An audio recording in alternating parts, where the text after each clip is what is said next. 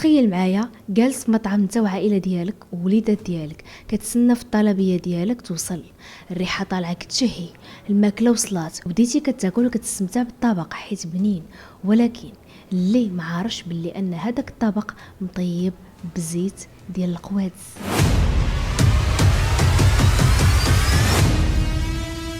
ما سمعتيني، الزيت ديال القوادس اولا ديال الصرف الصحي. هادشي ماشي كذبه، هذه وحده من اكبر واخطر كوارث الغش ديال الماكله، واللي بسببها ملايين ديال الشينوا اولا الصينيين مرضوا بالسرطانات والامراض الخطيره وبلا ما يعرفوا حتى السبب. هاد الزيت سميتها ديو ويو او بالعربيه زيت القوادس، اسم على مسمى، ولكن بلاتي هاد الزيت غير نقطه من بحر ديال الفضائح الماكله اللي كاينه في الشينوا. الوضع تما وصل لدرجة أن الدولة لقات راسها مجبرة أنها تحكم على الناس بالإعدام، وتحكم على أباطرة الشركات أو الكبار ديال الشركات بالإعدام. كيفاش دولة كتعتبر قوة اقتصادية عظمى لقات راسها كتوكل الشعب السموم، وكيفاش وعلاش حتى لدابا هاد الكابوس ما بغاش يسالي. المطبخ الصيني هو من أكثر المطابخ في العالم اللي كتستهلك الزيوت بكميات كبيرة، بكميات خيالية. في الشينوا كيعتبروا الزيت الذهب سائل، ومعهم اكثر من 41 مليار طلب اكثر على الزيت، وطبعا الثمن غالي. هنا فين لقاو المافيات الفرصه الذهبيه، شافوا باللي اي مطعم محتاج ينقص عليه المصاريف، لانه كيف ما قلت لكم الزيت غاليه بزاف.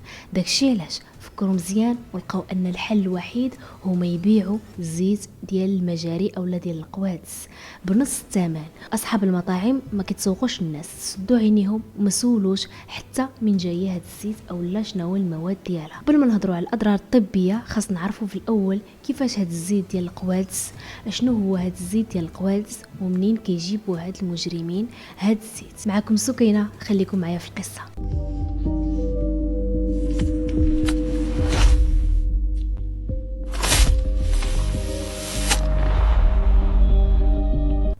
كيف ما كتعرفوا الشينوا معروفين بالماكله بزاف، وخصوصا الستريت فود اولا الاكل ديال الشوارع، وكيف ما كتعرفوا باللي الشوارع ديالهم عامره بالزيت، يعني داك المقليات اللي كتقدر تشريهم بارخص ثمن.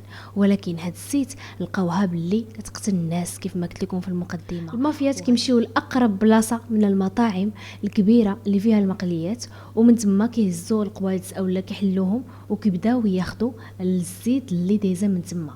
يعني كيف ما كتعرفوا باللي الماء كيبقى لتحت والزيت كتطلع الفوق لانها خفيفه، وكياخذوا داك الزيت وثم كياخذوا ديك الطبقه الفوقانيه اللي جايه من الكوزينات ومن الطواليطات. فوق داك الزيت راه مخلطه باي حاجه يمكن لكم تخيلوا، سرق الزيت، الفيران، الفضلات ديال الانسان، الفضلات ديال الحيوانات، راحت قنوات الصرف الصحي. يعني تما اكثر بلاصه موسخه في العالم اللي حنا ساكنين فيه. وكيمشيو حتى لي بوبال وكياخذوا منهم الشحمه اللي شاطت من المطاعم، الشحمه اللي لاحوها المطاعم اولا اللي شاطت عليهم من الماكله ديال الناس. تخيلوا معايا فين وصل بهم الوقاحه. نورمالمون المطاعم كيخلصوا شركات ديال الزبل باش يجيو يديو هاد الزبل كامل وهاد الشحمه خصوصا، ولكن باش ينقصوا عليهم مصاريف كيتفقوا مع هاد المافيات باش يجيو ياخذوا الدهون اللي قلاو بهم الماكله اللي عطاوهم الناس، وثم المافيا كتعطيهم واحد البركه ديال الفلوس باش يزدوا فمهم وهما يستافدوا وحتى المافيا تستافد. المهم المافيا حصلت دابا على الماده الخام اللي هي الدهون، المصدر الثالث ديال الزبل ديال المجازر اولا ديال الشحوم الحيوانيه الميته اللي ما صالحينش للاستعمال البشري. حتى الحيوانات بنفسهم ما يقدروش ياكلوا هذا الشيء. اصلا كتشوف بعض المرات الحيوانات كيمشيو للبركاسات وكيشوفوا داك التخربيق وما كياكلوش لانه معفن، تا هما ما كياكلوش اي حاجه، ولكن هادو ما كيخافوا من حتى شي واحد. هذا الموضوع هذا غيتفرقع في الصحف العالميه. واحد الصحفي شينوي كان سميتو لي تشيانغ بدات كتوصلو اخبار على هاد التجاره السامه. هذا الراجل خاطر بحياته بدا كيتبع المافيات ليل ونهار وكيسجل فيديوهات ليهم. فمني تشوفوا هاد المافيات اضطرات الحكومه الشينويه بانها تحرك، ولكن المافيا ما دوزاتهاش ليه. الصحفي غيدفع ثمن غالي.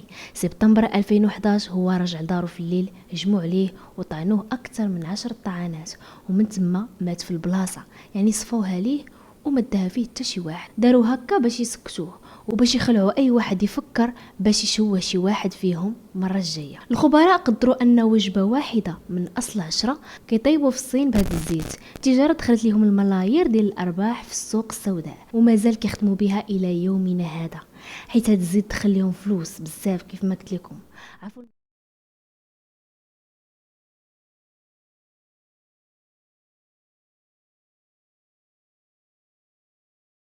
ولكن غتسولوا راسكم علاش هاد الزيت كتبان طبيعيه بحال الزيت اللي كنشريو عادي، اللون ديالها مزيان ما فيهاش الريحه. هنا فين كيبان واحد المواد كيميائيه كيشدوا العصابات هاد الخليط وكيخلطوه. المرحله الاولى كيطيبوا هاد الشيء كامل فواحد الدرجه عاليه طالعه بزاف، يعني داك الزيت اللي جابو كامله او داك الشحوم اللي جابو كامله من الزنقه كيسخنوها حتى كتولي سخونه بزاف. وكيف ما كتعرفوا الزيت الا طيبناها بزاف كتولي مسمومه.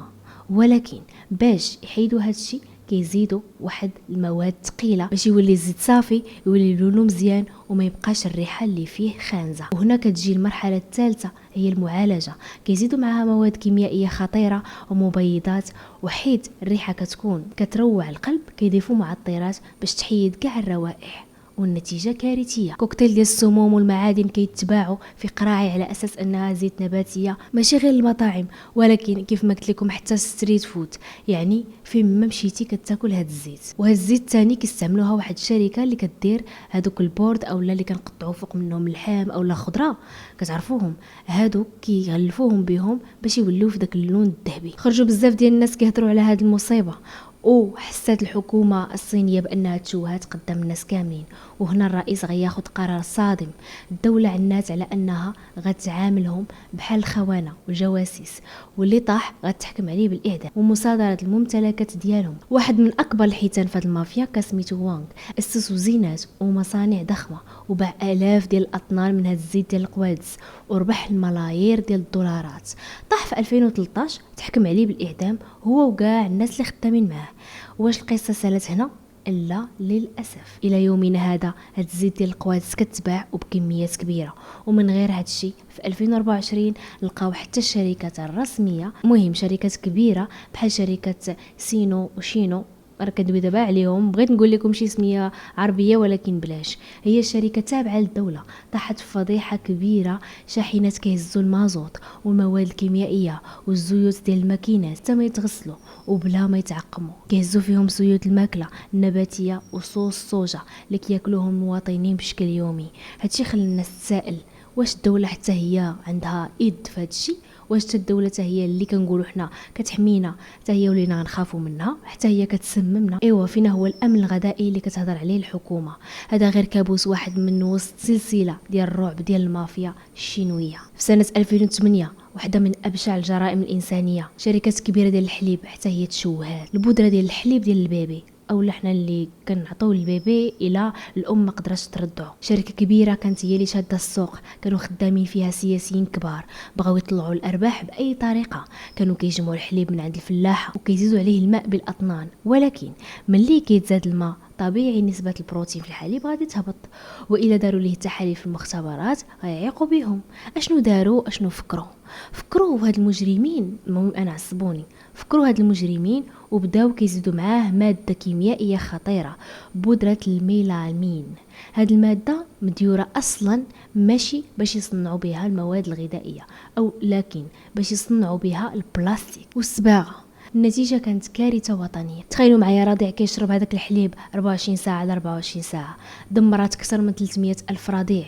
كاينين اللي مرضوا بفشل كلوي حيت هذاك الحليب ما فيش حتى منفعه، ريوسهم مساكن ولاو كبار كيف ما كتشوفوا في التصاور بسبب السموم اللي طلعت ليهم الدماغ. للاسف بزاف ماتوا هاد الناس اللي تاقوا في الشركات وكلوا ولادهم البلاستيك او الحليب اللي مصنوع من البلاستيك. الناس اللي ساكنين في نيوزيلندا واستراليا داروا واحد الحاجه طاحت عليهم واحد الفكره، بداو كيشريو هاد العلبات بالاطنان وكيصيفطوهم الشينوا باثمنه غاليه بزاف، يعني الدوبل ولا التريبل، والناس ما كانش عندهم اختيار في الشينوا، كان ضروري خاصهم يشريو شي حاجه لولادهم او لا باش يعيشوا ولادهم، لانه لحد يومنا هذا ما بقاوش مازال قادرين يعطيو شي حليب من صناعه الشينوا، يعني ما بقاوش كيتوقوا فيهم نهائيا لانهم خافوا على ولادهم. اضطروا بانهم يشريو حليب اللي مضوبل الثمن ديالو الا متريبي الثمن ديالو، على انهم يشريو حليب اللي رخيص من الشينوا وتما يمرضوا ليهم ولادو او لا يموتوا ليهم. هاد الزوير اولا هاد الغش راه ما وقفش غير هنايا، بل مشى حتى للبيض. البيض اللي معروف ما يمكنش يتسمم، ولكن ولاو كيصنعوا بيض مزور، يعني غير مصنع، ماشي جاي من الدجاجه. ولاو كيشدوا الجيلاتين بودره ديال الكالسيوم، صباغه ومواد كيميائيه اخرى وكيصايبوا بهم البيضه. بالقشره ديالها اللي كتبان بيضه حقيقيه. ولكن الا كنتي على بال تقدر تفرق ما بين البيضه الحقيقيه والبيضه المزوره، لانه البيضه المزوره ما فيهاش ريحه الزفوره. حتى الا هرستي البيضه باش تقليها، البياض ديال البيض والصفر ديال البيض يكونوا ديجا مخلطين. ولكن البيضه العاديه كيكون البياض مفرق على الصفر، داكشي اللي كتعرف الفرق بيناتهم. يعني الناس تاع الشينوا مساكن معذبين ما بقاو كيتوقفوا في حتى شي حاجه اللي كياكلوها. ونزيدكم حاجه اخرى، الروز ولا من الروز ديال البلاستيك، كيشدوا البطاطا والنشا وكيخلطوهم مع البلاستيك وكيخرجوا حبيبات صغار بحال الروز. حيت كيف ما كتعرفوا الشينوا كيستهلكوا الروز بشكل يومي، يعني حتى الروز ما خلاوش ترونكيل، باغي الارباح وباغين الغش بنفس الوقت. يسحب لكم غير هذا الشيء؟ لا، حتى اللحم كيزوروه في الشينوا، اللحم البقر والغنمي عليه طلب بزاف ولكن الثمن ديالو طالع. فشنو كيديروا؟ كيجمعوا اللحم ديال الطوبات وديال الفيران وكيخلطوهم مع اللحم ديال الخنزير، حيت اللحم ديال الخنزير كيف ما كتعرفوا رخيص. وكيخلطوا الدجاج والصوجه وكيخلطوا هادشي كامل بمواد كيميائيه باش يحيدوا الريحه، وكيزيدوا عليهم الجيلاتين او الصباغه الحمراء، وكيزيدوا عليهم الشحمه او المنكهات ديال الشحمه. كيسحب لهم في الاصل هما كياكلوا شي حاجه زوينه وشي لحم كاليتي مخيره، ولكن في الاصل هو عامر سموم وبكتيريا. اللحم المصنع الا حطيتيه حدا اللحم الحقيقي صعيب صعيب صعيب باش تفرق بيناتهم. فكروش بان الدوله جايه منهم خايفه عليهم، بل بالعكس هي كتفكر حتى هي غير في الارباح وتزيد الاقتصاد ديالها. الا دخلتي المواقع ديال البيع ديال الماكينات ديال هادشي غتلقاهم موجودين. يعني كون بغاو يحبسوا هاد الغش كامل ما غاديش يبيعوا هاد الماكينات اللي كيعاونوا في هادشي. يعني هادشي عادي عندهم، جاري به العمل، مسوقينش للشعب، المهم هما الاقتصاد ديالهم كبر. نخليو هادشي على جنب ونهضر لكم على الكفته. الكفته لقاوهم كيشدوا الجلود ديال الدجاج والجلود ديال البط والبقايا ديال الشحمه، وبالاضافه اللحم مجمد من الثمانينات. تخيلوا معايا فوق 40 عام وهو مجمد. كيخلطوا هادشي كامل مع مواد وكيرشوهم بالمبيدات باش يقتلوا البكتيريا وكيبيعوهم في المارشيات. يعني اصلا انا او نشحم واحد كيتفادى الكفته، او لا كيجيب الكفته او لا كياخذ اللحم من عند الجزار وكيطحنو قدامه. عاد الا خديتي اللحم او لا خديتي الكفته من شي بلاصه اللي ما عارفهاش اصلا منين جات. يعني ما تخيلش راسك الا مشيتي لشي ريستورون غالي غادي تاخذ شي حاجه اللي مزيانه. تقدر تلقى شي فار، تقدر تاكل كلب، تقدر تاكل مشا، المهم هما مسوقينش ليك، المهم انت هو تخلص الفلوس وهما يربحوا والسلام. تقولوا لي حتى شي واحد ما شوهم ابار دوك الصحفيين اللي صفاوها ليهم؟ غنقول لكم واحد السيد كان كيقرا في الجامعه، قرر يخدم سوايع في وقت الفراغ في واحد المطعم مشهور باش يكون عنده ارجون دو بوش ديالو، وتصدم من كميه الغش ديالهم والعفن اللي شافوا، فقرر بانه يفضحهم. كتب عليهم واحد المقال في الانترنت في الحساب ديالو، عندهم بزاف ديال الحسابات مغايره علينا، مغايره الفيسبوك، مغايره الانستغرام، وحط داكشي بالدليل واتق ليهم كلشي. ولكن المصيبه الحكومه شدت كاع الحسابات ديالهم مسحاتهم، ومن تما غبر الدري قال لك ما بقاو عارفين عليه حتى شي حاجه. يعني في الشينوا ممنوع بانك تهضر، واخا تهضر على حقك، ودايوغ ماشي غير في الشينوا، في اي بلاصه، ولكن هادشي بالعلالي عندهم. حاجه اخرى عاوتاني اللي صدماتني في هذا الموضوع هو لي فروي اولا الفواكه والخضر. الفواكه والخضر شنو كيديروا ليهم باش يبانوا فريش كيبانوا لكم بواحد الصحه جيده، وكتاخذوهم كتقولوا هاد البطاطا زوين؟ لا سيادي، راه كيصبغوهم بمواد مسرطنه. يعني تخيلوا معايا، كيصبغوهم كيبان لك هذاك تفاح شي حاجه زوينه.